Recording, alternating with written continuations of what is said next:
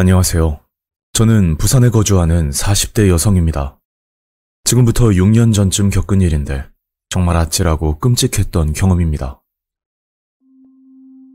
2017년, 저희 가족은 부산 북구에 있는 아파트로 이사를 하게 되었죠.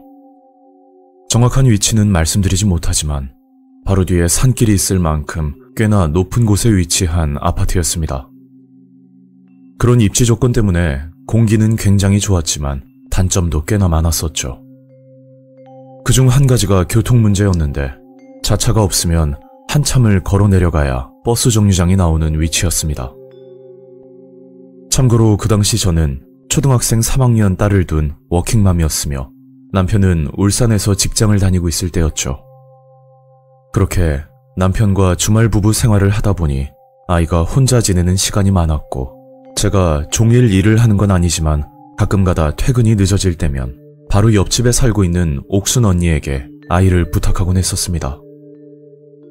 저도 전업주부를 하면서 아이를 케어하면 좋겠지만 저희가 금전적인 사정이 좋은 편도 아니었고 무엇보다 남편 혼자 외벌이를 하게 되면 아이 학원값 내기도 빠듯할 정도의 형편이었죠.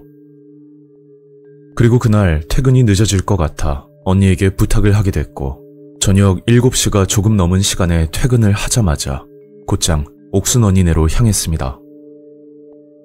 언니 미안해. 많이 늦었지? 우리 아영이가 힘들게 하진 않았어? 언니는 저희 딸아이 밥을 챙겨주고 있었는데 잠깐 할 말이 있다고 들어오라고 하더군요. 아영 엄마 있잖아. 아까 낮에 내가 놀이터에서 봤는데 말이야. 옥순 언니가 했던 말은 아파트 놀이터에서 어떤 여학생을 봤는데 혼자 벤치에 앉아 노트에 뭔가를 쓰고 있더랍니다. 그리고 놀이터에서 놀고 있는 아이들에게 사탕도 건네주고 엄청 잘 놀아줬다고 하더군요. 언니는 학생이 너무 기특해 보여 가까이 다가가 몇 가지를 물었다고 합니다.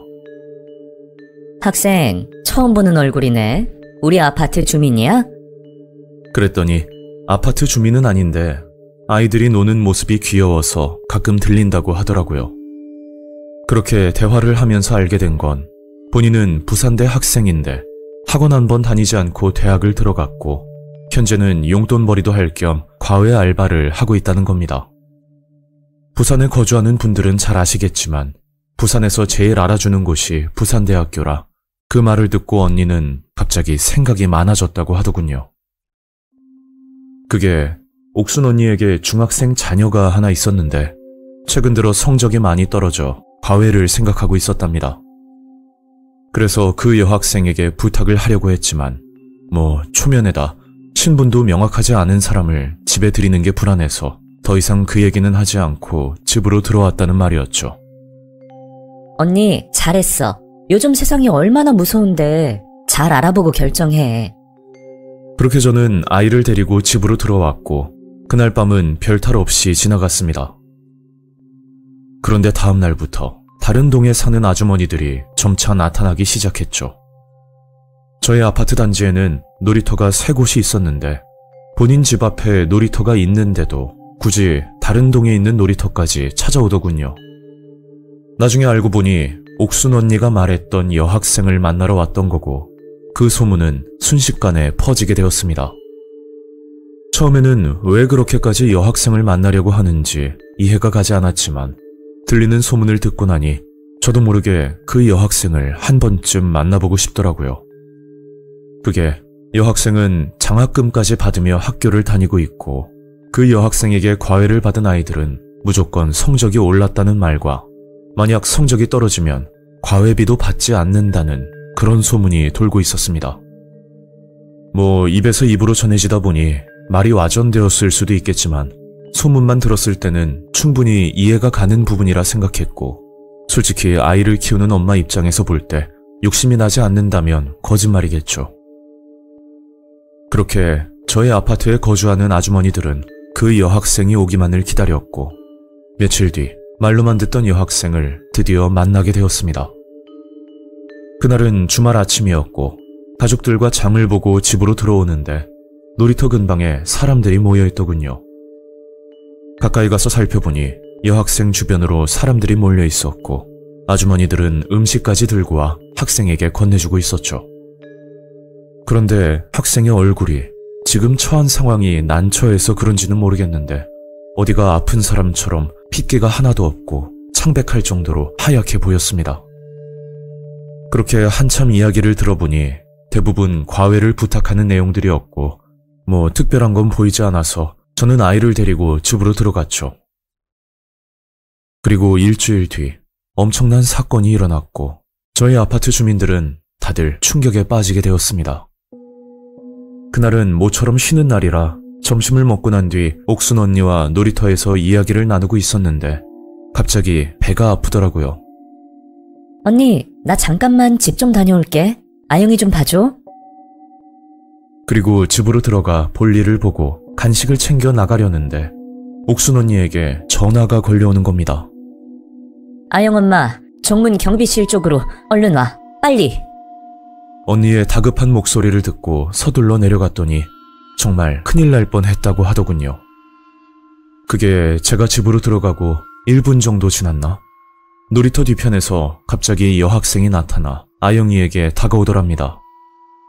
언니는 여학생을 보고 반가워서 인사를 하려고 하는데 그때 여학생이 아영이 손을 잡고 놀이터 밖으로 걸어갔다고 하더군요. 옥순 언니는 급하게 뛰어가 어디 가냐며 소리를 질렀더니 여학생은 아영이를 두고 아파트 정문 쪽으로 도망을 가기 시작했답니다. 언니는 여학생을 끝까지 쫓아갔고 결국 정문에 있던 경비 아저씨가 여학생을 붙잡았다고 하더라고요. 저는 여학생에게 도대체 아이를 왜 데려갔냐고 물었더니 끝까지 말을 하지 않는 겁니다. 그렇게 한참 실랑이를 하다가 경비 아저씨가 CCTV를 돌려보더니 뭔가 수상한 차 한 대가 보인다고 하셨죠. 노란색 유치원 승합차였는데 그 자리에서 30분이 넘도록 움직이지 않았다는 겁니다. 참고로 저희 아파트는 학생들이 이용하는 통원 차량은 주차할 수 있는 공간이 따로 마련되어 있기 때문에 그곳에 차를 정차할 일이 전혀 없었던 거죠. 그래서 다 같이 승합차로 가서 문을 열어봤더니 차 문도 잠그지 않은 채 그냥 열리더군요. 운전석에는 아무도 없었고 뒷자리에 꼬마아이 한 명이 타고 있었는데 저희를 보더니 놀이공원에 언제 가냐고 되묻는 겁니다. 알고 보니 여학생이 아이를 꼬드겨 승합차에 태웠던 거였고 제가 아영이 엄마라는 걸 어떻게 알았는지는 모르겠지만 자리를 비우자마자 범행을 계획했다는 게 너무 섬뜩하더라고요.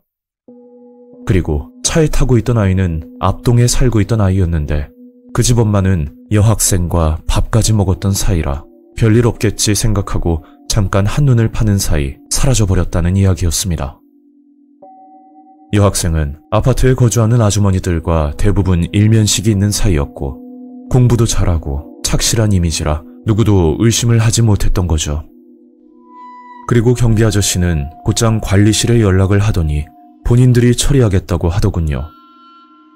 그 일로 저희 아파트 주민들은 충격을 금치 못했고 언니와 저는 당연히 경찰 도움을 받을 거라 생각을 했는데 현실은 그게 아니었습니다. 다음 날 아파트 동대표가 해당 사건을 조용하게 처리하자면서 집마다 동의서 한 장씩을 건네더군요. 그게 이런 흉흉한 소문이 퍼지면 동네 이미지도 그렇고 집값도 떨어진다는 이유였는데 그 결과는 과반수 이상이 찬성을 했다고 들었습니다. 저 같은 경우 직접적으로 피해를 입을 뻔한 자녀의 부모인데 이런 식으로 사건이 묻힌다는 게 너무 억울하고 화가 났었죠. 하지만 녹화되었던 CCTV 증거 자료도 숨긴 건지 끝까지 보여주지 않았고 제가 개인적으로 어떻게 할 수 있는 방법이 없더라고요. 그런데 그 와중에 더 황당한 건 앞동에 살고 있던 아이 엄마는 본인 자녀가 납치까지 되었던 상황이었는데 그냥 넘어가자는 말을 했다고 합니다. 남편 말로는 뒤에서 돈을 받은 것 같다는데 뭐 그것도 직접 보지 못했으니 알 길이 없더군요. 그리고 해당 사건이 있고 나서 3개월 정도 지났을 무렵 옥순 언니에게 정말 무서운 이야기를 듣게 됐죠.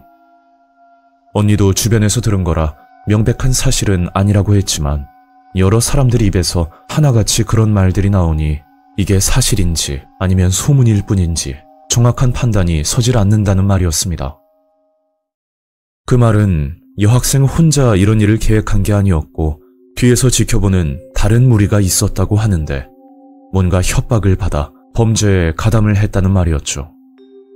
그리고 사건이 있을 시기쯤 여학생과 동일 인물인 줄은 모르겠지만 장학금을 받던 부산대 학생 중에 갑자기 개인적인 사정으로 학교를 그만두고 연락이 두절되어 버린 여학생이 있었다는 이야기였습니다. 저는 단순 소문이라 생각하지만 만약 그 말이 사실이라면 그 여학생은 지금쯤 어떻게 지내고 있을까 생각이 들면서 너무 안타깝다고 느껴지더군요. 내년이면 남편 직장 근처로 이사를 계획 중인데 이곳에서 겪었던 기억들이 정말 충격적이라 평생 기억에 남을 것 같습니다. 그리고 소문 때문에 집값이 떨어질까봐 이런 일을 아무렇지 않은 것처럼 묻고 사는 주민들이 더 무섭다고 생각이 드네요. 마지막으로 어떤 일이든 조금만 관심을 가지고 살펴보면 우리가 생각지도 못할 일들이 일어난다는 걸 깨닫고 나니 더욱 충격을 받았던 경험이었습니다.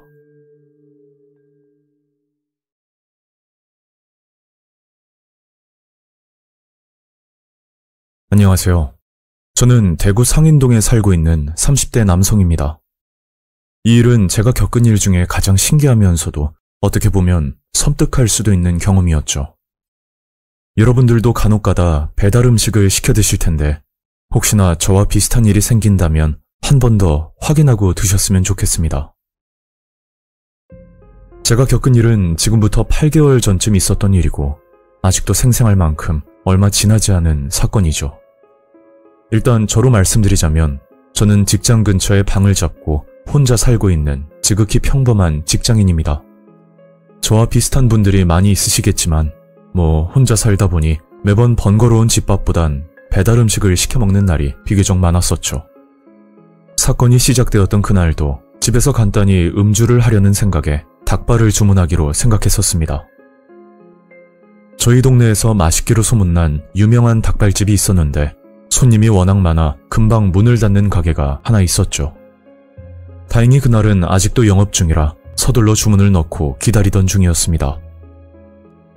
그렇게 30분 정도 걸려 음식이 도착했고 예상한 시간보다 빠르게 음식이 온 탓에 기분 좋게 술상을 차리고 나서 배달 음식을 열어보게 되었죠. 그런데 가게 행사가 있었는지 아니면 무슨 이벤트였는지는 모르겠는데 배달 봉투 안에 여러 가지 과일들이 잔뜩 들어있더군요. 이게 뭐지? 사장님이 주신 서비스인가? 제가 이 집에서 워낙 자주 주문을 하는 단골 고객이라 사장님이 서비스를 주셨나 보다 그런 생각을 하고 맛있게 음식을 먹었었죠. 그렇게 술 한잔을 하고 나니 배도 부르고 술 기운이 올라와 저도 모르게 잠이 들었는데 이상한 일은 그때부터 시작되었습니다. 저는 웬만해서는 꿈을 잘 안 꾸는 편인데 그날은 조금 특이한 꿈을 꾸게 되었죠. 화려한 한복을 입은 무당이 나와 굿판을 벌이는 꿈이었는데 굿판에 쓰는 악기 소리가 제 귀에 너무 생생하게 들려서 이게 꿈인지 아니면 현실인지 도무지 구분하기가 힘들 정도였습니다. 저는 생생한 소리 때문에 깜짝 놀라서 잠에서 깨게 되었는데 온몸은 땀으로 젖어 있었고 이상하게 기분이 영 찜찜하더라고요. 처음에는 단순한 꿈이라고 생각하고 가볍게 넘겼지만 그날부터 계속해서 저는 같은 꿈을 반복적으로 꾸게 됩니다. 밤마다 구슬하는 꿈 때문에 정신적으로 너무 힘들었고 그 때문인지는 확실치 않지만 먹는 걸 굉장히 좋아했던 제가 입맛까지 없어지더군요. 이런 이야기를 직장 동료들에게 꺼내기도 그렇고 한참을 고민하다 평소 믿고 지내는 친구에게 힘들게 털어놓았습니다. 그 친구도 그렇고 저도 바쁘다 보니 거진 2달 만에 얼굴을 보게 되었는데 친구가 제 얼굴을 보고 깜짝 놀라면서 말을 하더라고요. 야, 네가 말한 꿈 말이야. 잘은 모르겠지만 뭔가 있는 것 같은데? 근데 너 집에서 거울 안 보고 사냐? 지금 얼굴이 말이 아니야. 정 힘들면 악몽 쫓는 부적이라도 한번 알아봐. 저는 친구 말을 듣고 무당이라도 찾아가 봐야 하나 그런 생각도 했었지만 어릴 때부터 미신이나 종교를 믿지 않았기 때문에 그 길로 그냥 집으로 돌아오게 됐죠. 그날따라 친구를 만나고 와서 그런지 몸이 굉장히 피곤했고 그냥 침대에 누워 자고 싶었지만 분명 무당이 나오는 꿈을 꿀 것이 뻔했기 때문에 쉽게 잠을 잘 수가 없더군요. 그래서 저 나름대로 커피까지 마시며 잠을 자지 않으려고 노력도 해봤지만 새벽 3시가 넘어가자 점점 눈이 감기기 시작했죠. 그러다 저도 모르게 깜빡 잠이 들었는데 꿈에서 제가 사는 아파트 복도의 모습이 보이더니 복도 끝부분에 사람인지 귀신인지는 저도 잘 모르겠고 그냥 얼핏 보기에는 검은 형체로 보이는 물체가 가만히 서 있는 겁니다. 아무리 봐도 그게 뭔지는 명확하게 알 수 없는데 다만 한 가지 확실한 건 제게 점점 가까이 다가오더군요. 너무 무서워서 몸을 일으키려고 했지만 몸이 돌덩이가 된 것처럼 꿈쩍도 하지 않았고 이런 게 가위 눌림이구나 라는 걸 처음 알게 되었죠. 한참을 몸을 움직이다가 겨우 잠을 깰 수 있었고 꿈속에서 얼마나 몸서리를 쳤는지 온몸이 다 아프더라고요. 80kg 정도 나가던 몸무게가 불과 2주 만에 15kg나 빠지게 되었는데 얼굴 안색도 좋지 않고 살은 계속해서 빠지니까 이러다가 정말 죽을 수도 있겠구나 하는 생각까지 들었습니다. 저는 다음날 병원에 가서 여러 가지 검사를 받았지만 딱히 큰 문제는 발견되지 않았고 단순 소화불량이라는 진단을 받게 되었죠. 그런데 병원에 다녀온 후로도 증세는 더욱 악화가 되었고 밤마다 꿈을 꾸는 건 지속적으로 반복이 되었습니다. 저는 정말 지푸라기라도 잡는 심정으로 대구에 위치하는 용한 무당집을 찾아갔고 제가 당집에 들어가자마자 무당은 저를 보고 호통을 치면서 말을 하더군요. 어디서 잡기들을 잔뜩 몰고 왔어? 저를 보자마자 그런 말을 하니 정말 당황스러웠고 무당은 제게 이것저것 묻기 시작하는 겁니다. 얼마 전에 장례식 다녀온 적 있어? 아니요. 평일에는 출근하고 주말에는 집에서 쉬었어요. 그럼 흉가나 폐가에 간 적은? 아유, 제가 겁이 많아서 그런 곳은 돈을 줘도 못 가요. 그제야 무당은 저를 보고 가까이 와서 앉으라고 하더군요. 그러고는 제 눈을 한참 쳐다보더니 뭔가 알겠다는 듯이 말을 꺼내는 겁니다. 먹지 말아야 할 것을 먹었구나. 뭘 먹고 나서 꿈을 꾸게 된 건지 한번 말해봐. 저는 바로 생각이 나지 않아 배달앱을 켜서 주문 내용을 확인하고 무당에게 그대로 읊어주고 있는데 닭발집 이야기를 하는 순간 무당의 표정이 굳어지면서 그만하라고 말을 하더군요. 아직 더 있는데요. 아니, 됐고 그 닭발집에서 뭘 먹었는지 말해봐. 저는 닭발과 기본 샐러드 그리고 서비스로 준 과일을 먹었다고 사실대로 말을 했죠.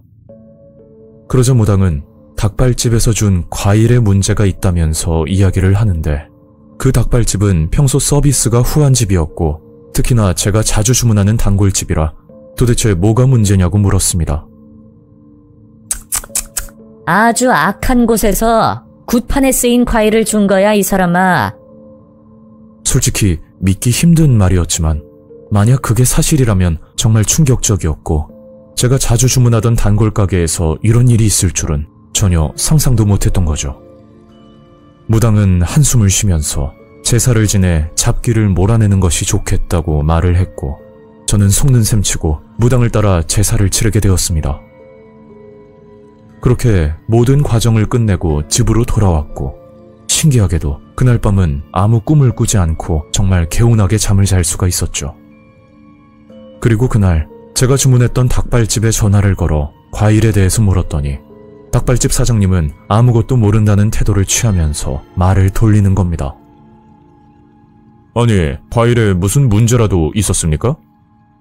그래서 지금까지 있었던 일과 제가 겪은 자초지종을 설명했더니 사장님은 황당한 듯 말을 하더군요. 아니, 손님, 제가 여기서 20년 동안 장사하고 있는데 이런 얘기는 또 처음 듣네요. 음식을 먹고 그런 꿈을 꾼다는 게 세상에 말이 됩니까? 저도 아는 지인에게 과일을 받은 거라 어디서 가져온지는 잘 모르겠는데 손님 말이 사실이라면 한번 물어보고 다시 전화드리겠습니다. 그렇게 사장님과 통화를 끝내고 며칠이 지난 뒤 다시 연락이 왔었는데 정말 섬뜩한 이야기를 꺼내시더라고요. 저 손님, 앞전에 있었던 일은 정말 죄송합니다. 사장님은 과일의 출처를 알아보기 위해서 지인에게 물었더니 그게 월배역 근처 빌라에서 40대 남성이 목을 매달아 극단적인 선택을 했는데 그 후로 이상하게 집이 팔리지 않아 무당을 불러 구슬하게 됐다고 하더군요. 제가 받았던 과일은 그곳에 쓰였던 거였고 버리기 아까울 정도로 상태가 좋아서 지인이 몰래 챙겨와 사장님에게 건넸다는 말이었죠. 사장님도 그 과일이 굿판에 쓰였던 건지는 전혀 몰랐던 상황이었고 그냥 단골 손님에게 서비스를 주고 싶어서 넣었다고 하는데 정말 몰랐다고 몇 번이나 사과를 하니 저도 더 이상 화를 낼 수가 없었습니다. 게다가 이런 일로 경찰에 신고하는 것도 말이 안 되고 결국 그렇게 이 일은 끝이 났었죠. 이 사건을 겪고 나서도 배달은 끊지 못했지만 만약 배달을 시켰을 때 말도 안 되는 서비스가 온다면 한 번쯤 의심해보라고 말씀드리고 싶습니다. 특히 떡이나 과일 종류는 어디에 쓰였던 음식인지 알 수가 없으니까요. 지금 생각해도 너무 신기하고 무서운 경험이었는데 그런 일이 일어난 것 자체가 아직도 믿을 수가 없고 무당을 찾아가서 제사를 지낸 뒤에 이런 증상들이 사라졌다는 사실 또한 정말 꿈이라고 해도 이상하지 않을 정도로 새로운 경험이었습니다. 그 당시에 체력이 떨어지고 기가 약해져서 그런 거일 수도 있지만 이번 일로 알게 된 건 눈에 보이지 않는 우리가 알지 못하는 뭔가는 분명히 존재한다는 걸 깨닫게 되었죠. 여전히 대구에서 맛집으로 소문난 닭발집이고 현재도 굉장히 장사가 잘 되는 집이지만 저는 그 집에서 절대 닭발을 시켜 먹지 않게 되었습니다.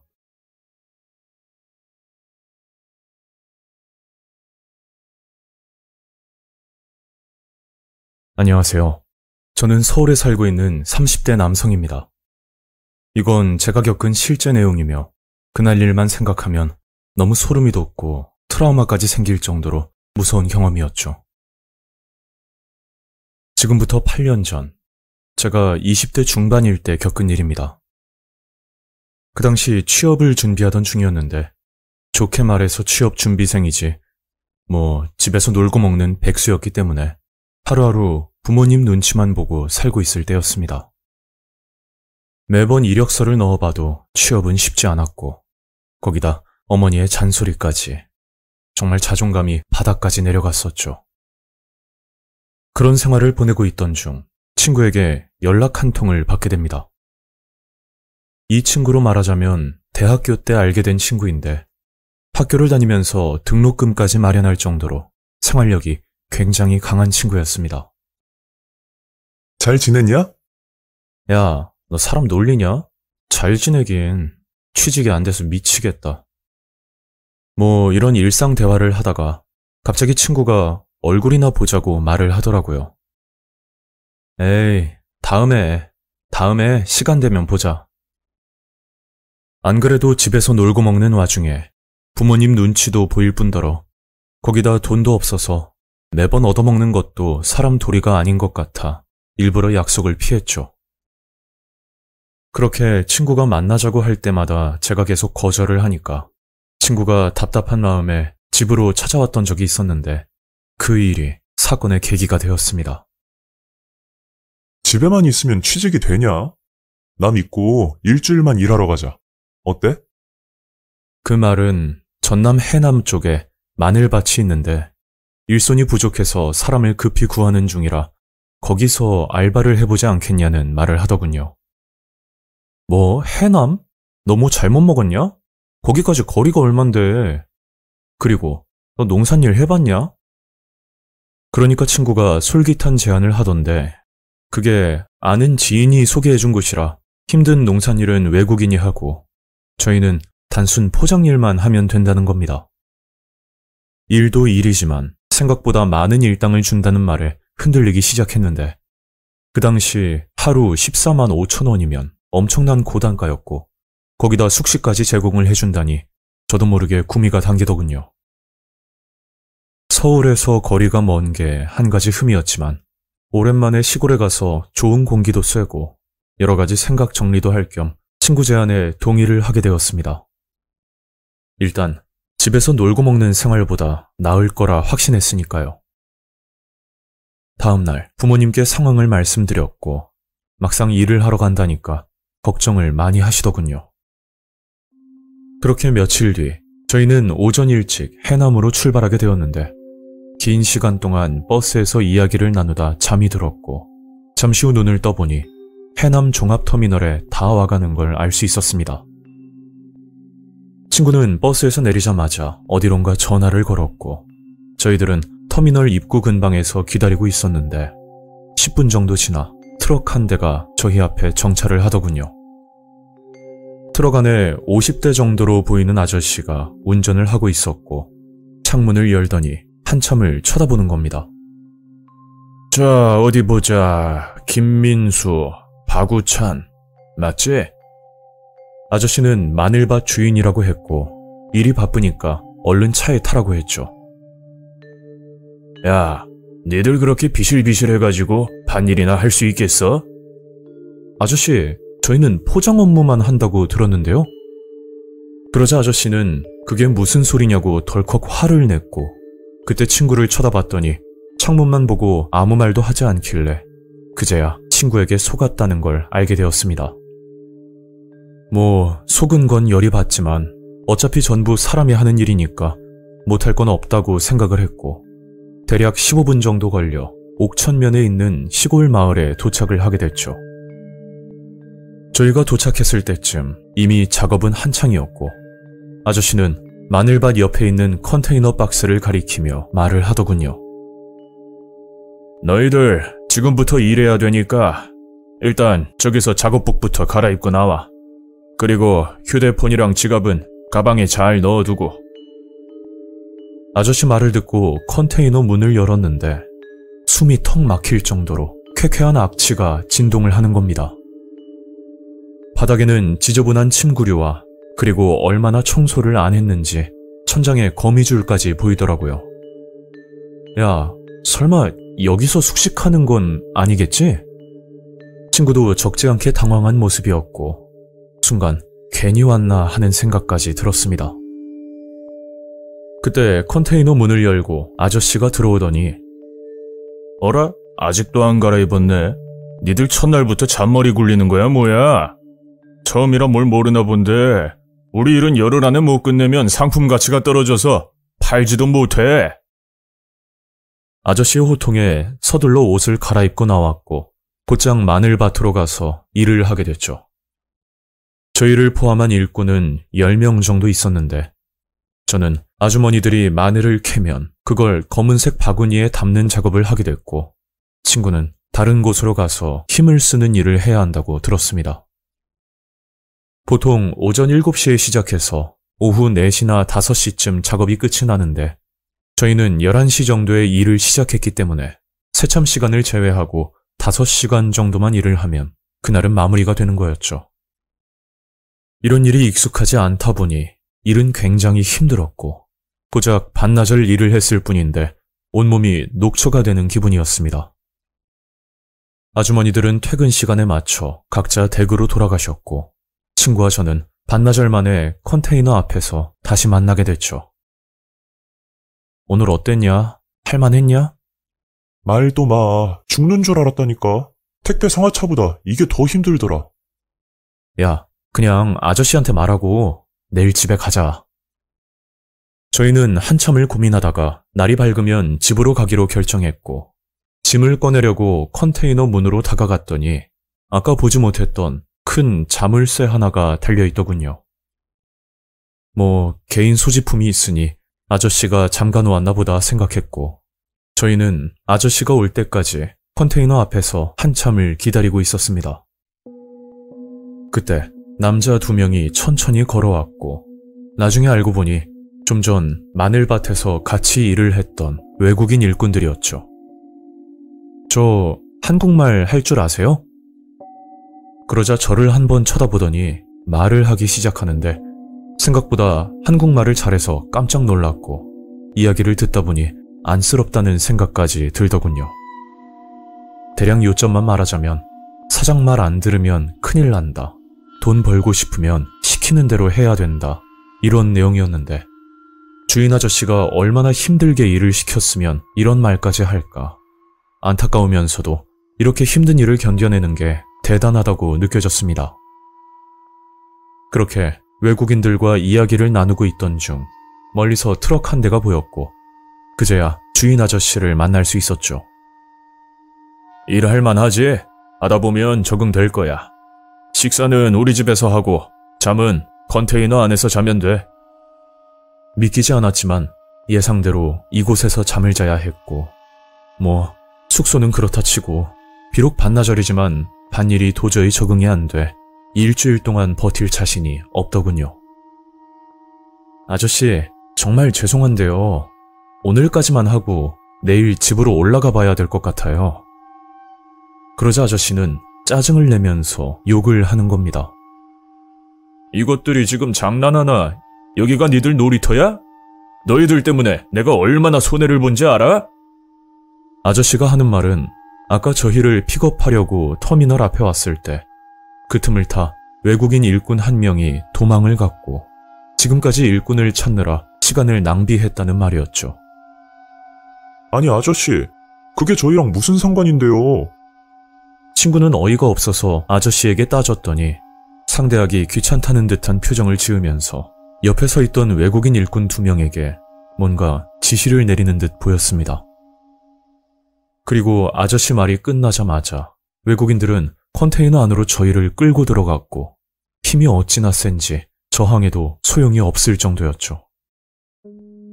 주인 아저씨는 문을 닫고 밖에서 자물쇠를 채우더니 그대로 차를 타고 출발하는 소리가 들렸습니다. 저와 친구는 6평 정도 되는 컨테이너 안에 갇히게 되었고 외국인들은 아무 일도 없는 것처럼 바닥에 누워버리더군요. 참고로 컨테이너 안에는 전등도 없고 심지어 창문조차 없었는데 그 상황에 문을 닫아버리니까 이게 낮인지 밤인지 구분이 힘들 정도로 보이지 않았습니다. 앞은 잘 보이지 않는 데다 가방은 어디 있는지도 모르겠고 같이 있던 외국인에게 살려달라고 부탁을 했지만 들은 척도 하지 않고 잠을 자더군요. 그렇게 친구와 거진 뜬 눈으로 밤을 새웠고 얼마나 시간이 흘렀는지 모르겠는데 갑자기 컨테이너 문이 열리는 소리가 들리는 겁니다. 저는 문 밖을 쳐다봤더니 주인 아저씨가 서 있었고 친구는 언제 잠이 들었는지 옆에서 졸고 있었는데 아무리 깨워도 정신을 차리지 못했죠. 자, 다들 정신 차리고 준비하고 나와. 외국인들은 옷을 갈아입던 중이었고 아저씨는 트럭 근처에 서 있었는데 아저씨가 잠깐 한눈을 판 사이 저는 컨테이너를 빠져나와 무작정 앞만 보고 뛰었습니다. 뒤늦게 제가 도망가는 모습을 보고 아저씨는 소리를 지르더니 외국인 일꾼 하나가 저를 향해 쫓아오기 시작했죠. 아무것도 없는 시골길에다 몸을 숨길 곳도 보이지 않았는데 이대로 가다가는 분명 잡힐 거라 판단이 들었고 급한 대로 도움을 요청하기 위해 눈앞에 보이는 주택으로 들어가게 되었습니다. 저기요, 계세요? 제 목소리를 듣고 어떤 아주머니가 나와 무슨 일이냐고 묻더군요. 지금 제 친구가 컨테이너에 갇혀 있거든요. 경찰 신고 좀 부탁드릴게요. 아주머니는 저를 이상한 표정으로 쳐다보더니 어디론가 전화를 걸었고 저는 당연히 경찰에 신고를 하는 거라 알고 있었죠. 그 당시 머릿속에는 얼른 친구를 데리고 집으로 가야겠다는 생각밖에 들지 않았습니다. 그리고 5분쯤 지났나? 누군가 문을 열고 들어왔는데 그게 소름 끼치게도 경찰이 아닌 주인 아저씨의 모습이었죠. 문 밖에는 외국인 일꾼들이 여럿 모여 있었고 저는 어쩔 수 없이 그 집에서 나와 다시 컨테이너 쪽으로 끌려가고 있었는데 그때 하늘이 도왔던 건지 마늘밭 근처에 순찰차 한 대가 보이더군요. 순찰차를 보자마자 저는 살려달라고 소리를 질렀는데 저의 돌발 행동에 주인 아저씨는 당황한 눈치였고 주변에 서 있던 외국인들도 갑자기 뿔뿔이 흩어지는 겁니다. 그리고 살려달라는 목소리를 들었는지 경찰 2분이 차에서 내려 저와 아저씨에게 다가왔고 저는 어제 있었던 일을 설명하고 도움을 요청했었죠. 그러자 제 말을 믿기 힘들다고 경찰은 주인 아저씨를 불러 이야기를 나눴는데 정말 황당하더군요. 아이고, 수고 많으십니다.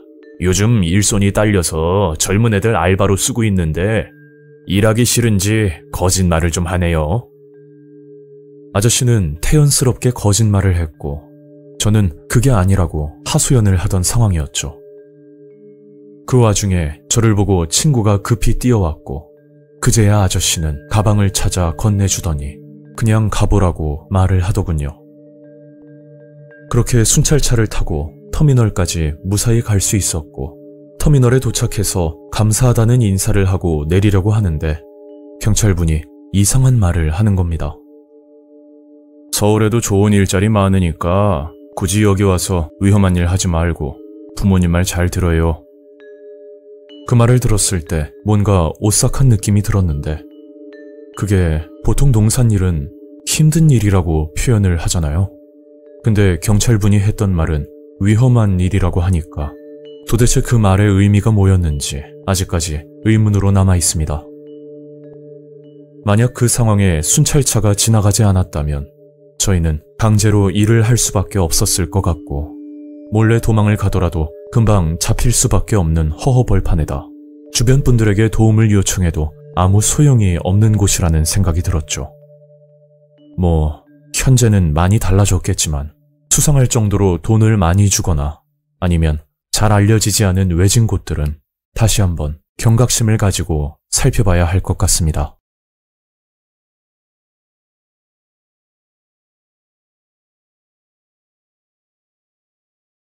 안녕하세요. 현재 수원에서 회사를 다니고 있는 평범한 30대 남자입니다. 지금부터 들려드릴 이야기는 아직 부모님께도 말씀드리지 못한 일이고 제 고향 전북에서 겪은 무서운 경험담입니다. 때는 9년 전쯤 저는 군대를 갓 전역하고 학교 편입을 준비하고 있었습니다. 그 당시 다니던 학과는 저와 맞지 않는 정보계열 학과였기 때문에 좀 더 비전이 있는 전공을 배우기 위해 편입을 선택했었죠. 혼자서 편입을 독학하려니 너무 힘들어서 학원을 다닐까 생각도 했었지만 군대까지 다녀온 마당에 부모님께 손 벌리는 게 죄송스럽게 느껴지더군요. 그래서 최종 결론은 학원비보다 조금 저렴한 인터넷 강의를 듣기로 했고 그 비용은 간단한 알바를 뛰어 마련할 생각이었어요. 그렇게 알바 사이트를 찾다 저와 딱 맞는 좋은 조건의 광고를 보게 됩니다. 그건 주유소 야간 업무였는데 요즘은 흔하지만 그 당시는 보기 힘들었던 셀프 주유소였죠. 일반적으로 주유원들이 기름을 넣어주는 게 아닌 손님들이 직접 기름을 넣는 시스템인데 말 그대로 손님이 호출하지 않으면 그 시간에 공부도 할 수 있을 거라 생각이 들었습니다. 저는 알바 사이트에 나와 있는 번호로 연락을 했고 다음날 오전 주유소 면접을 보러 가게 됐죠. 주유기는 앞뒤로 총 6곳이 있는 생각보다 작은 업장이었고 근처에 버스 정류장도 없는 위치라 출퇴근이 정말 까다로운 편이었습니다. 아, 큰일이네. 여기서 일하면 알바비보다 교통비가 더 나오겠다. 저는 혼잣말을 하면서 주유소 사무실로 들어갔고 사무실 안에는 거구의 남자가 앉아있더군요. 안녕하세요. 알바 면접 보러 왔습니다. 일찍 왔네. 주유소 경험은 있고? 면접을 보면서 조금 특이하다고 생각되었던 부분이 보통 주유소 같은 곳은 경력자를 선호하는 곳이 대부분인데 이곳은 무경력자만 채용한다는 겁니다. 그것도 사회 초년생만 뽑는다고 여러 번 강조를 하면서 말하길래 처음부터 가르쳐서 오랫동안 일할 사람을 찾나 보다 그렇게 단순하게 생각을 했었죠. 신기하게도 주유소에 원하는 모든 조건에 제가 부합했고 주유소 사장님은 기분이 좋은 듯 웃으면서 말을 하더군요. 여기서 일하기 진짜 좋은 조건이네. 오늘 저녁부터 출근할래? 저는 사장님 말에 쉽게 대답을 하지 못했는데 그게 출퇴근 시 교통비 때문이었죠. 아, 사장님, 제가 일은 정말 하고 싶은데요. 근처에 버스 정류장도 없고 그렇다고 매일 택시를 타고 다닐 수도 없고요. 알바비보다 교통비가 더 나올 것 같은데요. 그 말을 듣고 사장님은 교통비까지 지원을 해준다고 말을 했고 결국 저녁 10시까지 출근하기로 하고 면접을 끝냈습니다. 주유소 근무 시간은 밤 10시부터 다음날 오전 6시였는데 밤에 일을 해야 되니 낮에 눈을 좀 붙이고 저녁 7시쯤 일어났었죠. 첫 출근이라 간단하게 저녁을 먹고 조금 일찍 주유소로 향했습니다. 대략 9시쯤 주유소에 도착해 사무실로 들어갔더니 사장님은 보이지 않았고 저는 사무실에 앉아 한참을 기다렸죠. 그때 사무실 벽면 쪽 문이 열리더니 거기서 사장님이 나오더군요. 자세히 보지 않으면 일반 벽처럼 보였는데 말 그대로 사무실 안에 또 다른 공간이 하나 더 있는 신기한 구조였습니다. 야, 일찍 왔네. 일하는 거 알려줄 테니까 따라와. 사장님은 주유기 조작법을 알려줬고 어차피 셀프 시스템이라 손님들이 알아서 하겠지만 간혹가다 기계 조작이 미숙한 분들이 있으니 그런 손님만 도와주면 된다고 하더군요. 아, 그런데 사장님, 이게 끝이에요? 그러니까 이것보다 더 중요한 게 있다고 반드시 기억하라는 겁니다. 지금부터 내 말 잘 들어. 우리 주유소에는 가끔가다 경찰들이 찾아오는데 네가 밖에서 지키고 있다가 만약 경찰차가 들어온다. 그럼 저기 사무실 책상 아래 버튼 보이지? 그걸 누르고 기다리고 있으면 돼. 그 말을 듣고 나서 주유소에 경찰이 왜 찾아오는지 의문이 들어 물었지만 사장님은 순찰 겸 나오는 거라며 걱정하지 말라고 하더군요. 찜찜한 기분이 들긴 했지만 돈을 벌어야 하기 때문에 일을 시작하게 되었고 생각보다 단순하고 쉬운 업무라 금방 적응을 하게 됐죠. 그렇게 주유소 일을 한 지 3일 차쯤 제 기억으로는 금요일 저녁이었는데 검은색 고급 세단 한 대가 들어오더군요. 저는 당연히 기름을 넣을 거라 생각하고 그 차를 유심히 지켜보고 있었습니다. 그런데 그 차는 주유기 쪽으로 가는 게 아닌 다른 곳에 차를 세우는 겁니다. 손님, 거기다 주차하시면 안 돼요.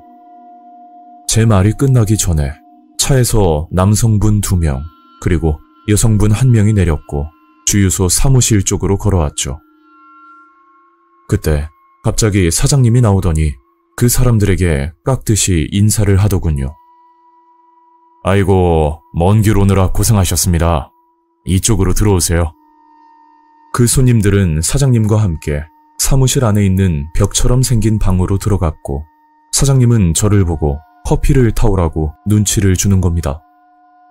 주유소 일하면서 이런 것까지 해야 될 줄은 상상도 못했지만 월급 받는 입장에 그리고 크게 어려운 일도 아니니 그냥 시키는 대로 커피를 타서 가져다 줬죠.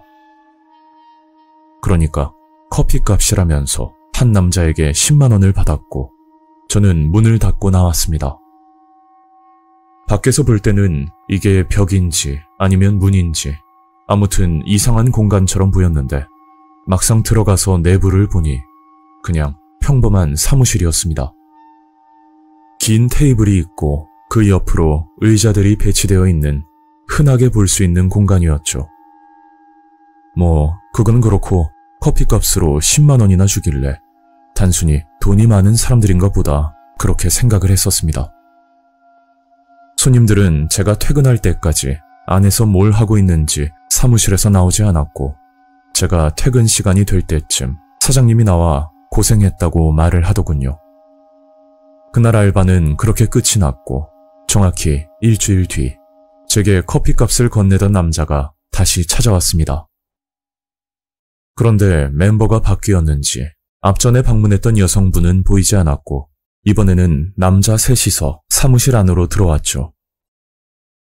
저는 앞전과 동일하게 커피값을 받았고 역시나 제가 퇴근 전까지 손님들은 사무실에서 나오지 않았습니다. 안에서 도대체 뭘 하는지 궁금할 수도 있는 부분인데 그 당시 저는 그런 생각보다 솔직히 올 때마다 커피값을 주니까 자주 왔으면 좋겠다는 생각을 했었어요.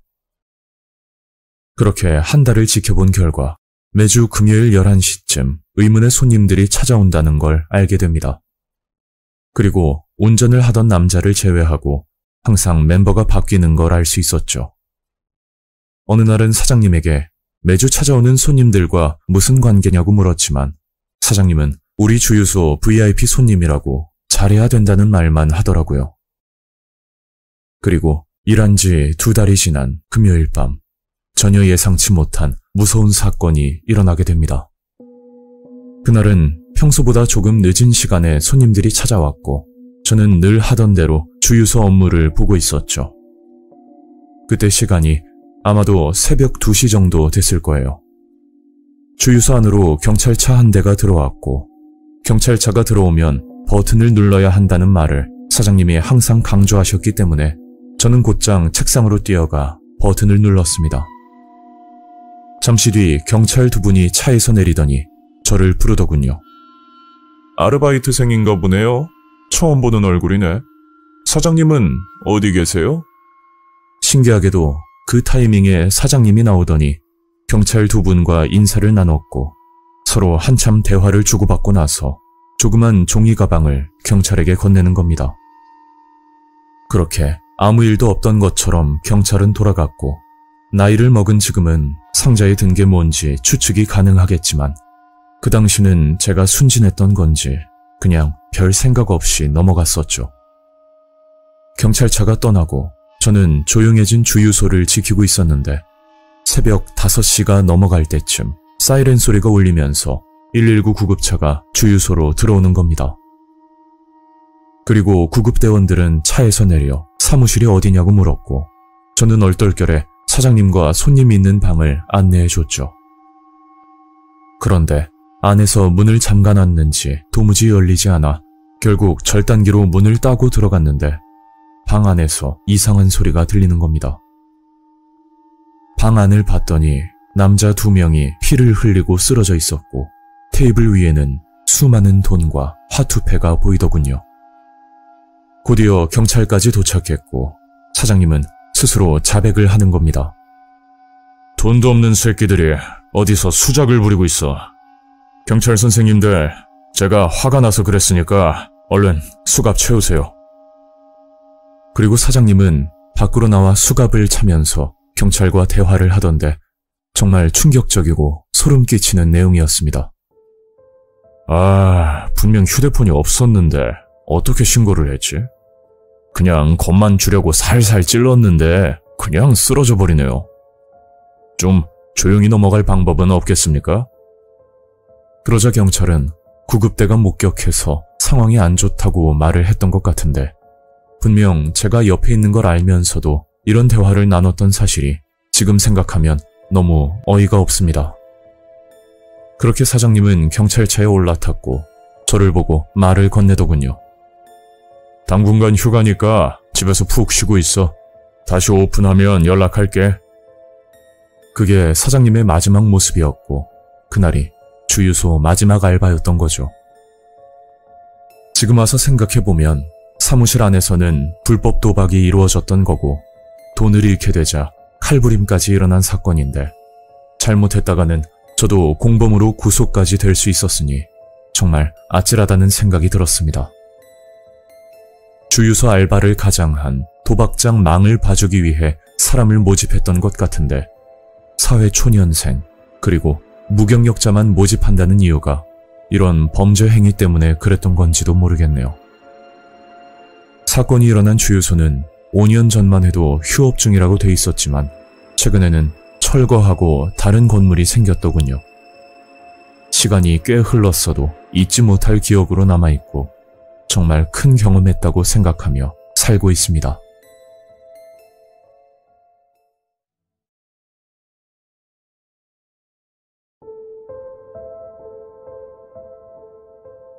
지금부터 15년 전쯤 있었던 일입니다.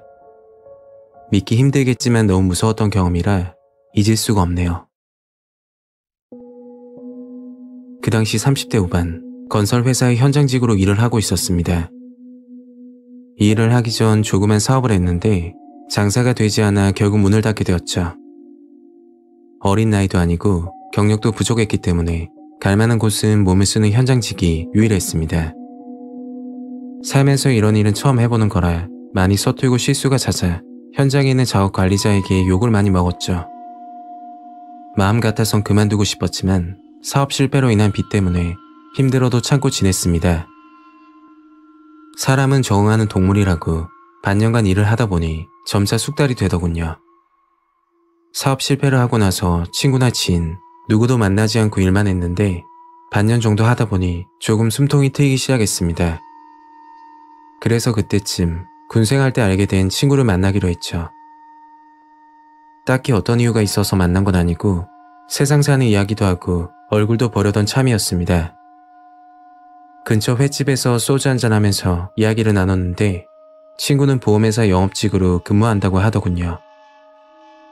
저는 보험가입 해줘야 되는 거 아니냐며 농담을 하다가 친구에게 이상한 이야기를 듣게 되었습니다. 영업을 하다 보면 여러 사람을 만나게 되는데 그 사람은 진짜 기억에 남는다고 하더라고요. 2달 전쯤 경로당 어르신들을 만나 뵙고 보험가입차, 전남 구례 쪽으로 출장을 가게 됐다고 합니다. 친구는 일을 마무리하고 차에 올라탔는데 어르신 한 분이 친구에게 다가와서 이야기를 하셨다고 했죠. 어르신은 보험가입할 사람이 한 명 더 있는데 같이 좀 가자고 했다더군요. 친구는 어르신이 가리키는 방향으로 출발했고 대략 10분 정도 걸렸다고 합니다. 도착한 곳은 파란색 철문으로 된 옛날 시골집이었는데 어르신은 들어가지 않고 문 앞에 서서 전화를 하셨다고 했죠. 친구는 그 상황을 가만히 보고 있었고 잠시 후 집주인으로 보이는 중년 여자분이 나오셔서 들어오라고 했다고 합니다. 집으로 들어가자마자 뭔가 섬뜩한 기분을 느꼈는데 그게 집안 곳곳에 이상한 부적이 붙어있고 낮인데도 불구하고 붉은색 조명 때문인지 굉장히 어두웠다고 했죠. 처음에는 무당집인 줄 알고 혹시 전 보는 곳이냐며 여쭤봤더니 무속인은 아닌데 비슷한 업종이라고 애매하게 말을 했다고 하더군요. 친구는 업무를 끝내고 인사를 하고 나가려는데 중년 여자가 친구를 보면서 말을 했다고 합니다. 인생 살면서 타인에게 복수하고 싶으면 꼭 찾아오라고 몇 번이나 이야기를 했다고 하더라고요.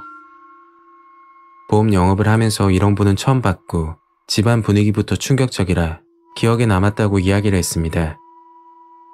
친구는 복수하고 싶은 사람 없냐면서 농담식으로 말하고 술자리를 끝냈죠. 친구를 만나고 2달 정도 지났을 때 현장 소장님이 바뀌게 됐고 작업 조건이 까다롭게 변했습니다.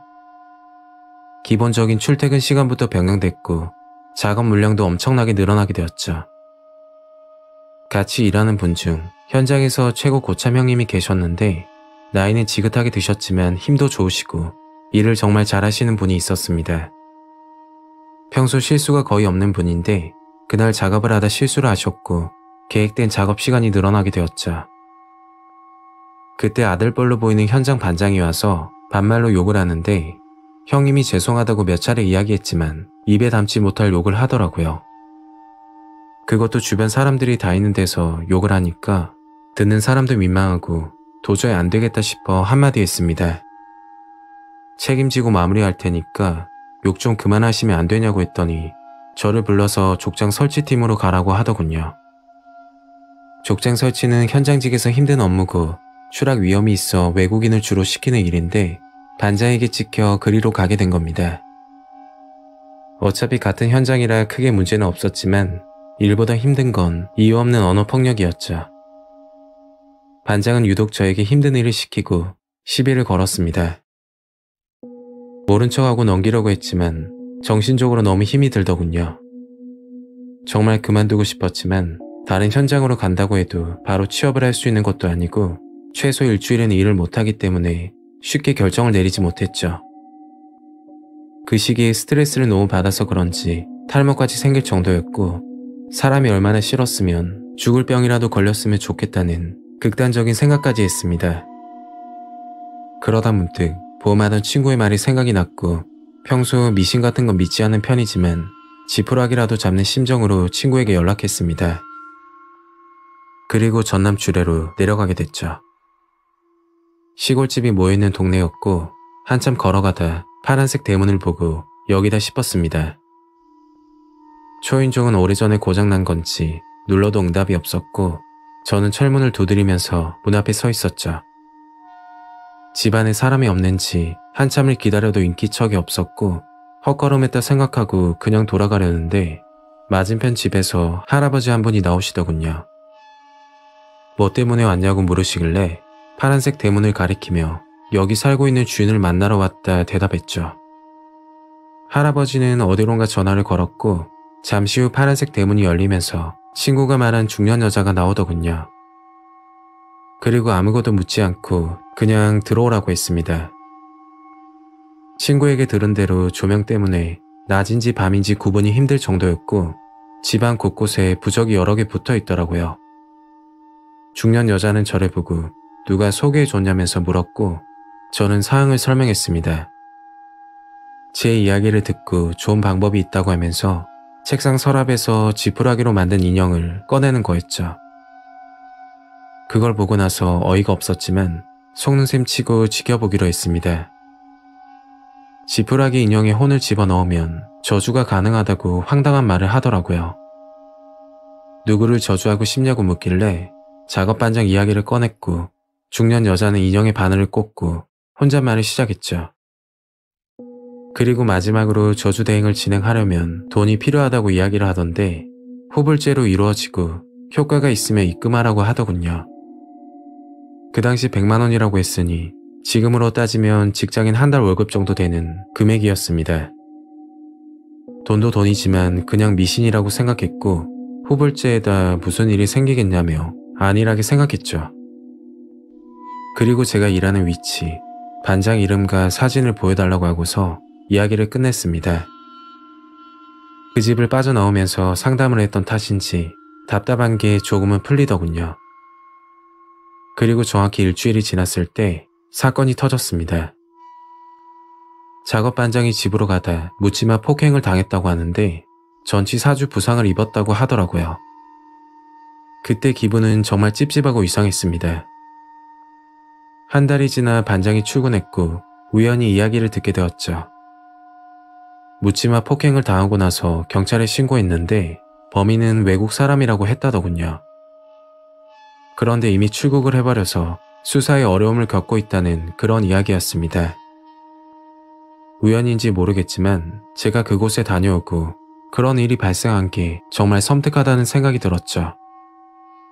제가 찾아갔던 그곳에서 계획적 범죄를 저지른 건 아닌지 의심이 들었지만 그 문자를 받기 전까지 우연이라고 생각했습니다. 반장이 출근했던 그날 밤 저에게 문자가 한 통 왔는데 처음 보는 번호였고 상단에는 은행 계좌번호, 아래에는 계속 진행할 거냐는 내용의 문자였죠. 정말 혼란스럽고 무서웠습니다. 제가 의심했던 게 사실이었으니까요. 저는 2번 다시 하지 않겠다고 답장을 했고 입금을 안 하면 이보다 더한 일도 할 것 같은 기분에 곧바로 입금을 했죠. 그리고 다음날 반장 얼굴을 보기 힘들어 일을 그만두고 한동안 힘든 날을 보냈습니다. 화가 나는 마음에 찾아갔던 곳인데 그런 곳인지는 상상도 하지 못했고 만약 알았더라면 하지도 않았겠죠. 그 당시 저는 보복을 당할까봐 신고도 하지 못했고 후회와 죄책감에 아무것도 하지 못했습니다. 지금도 그런 곳이 있는지는 모르겠지만 저에게는 정말 무서운 경험으로 남아 있습니다.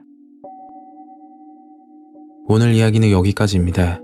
다음 영상으로 또 뵐게요. 감사합니다.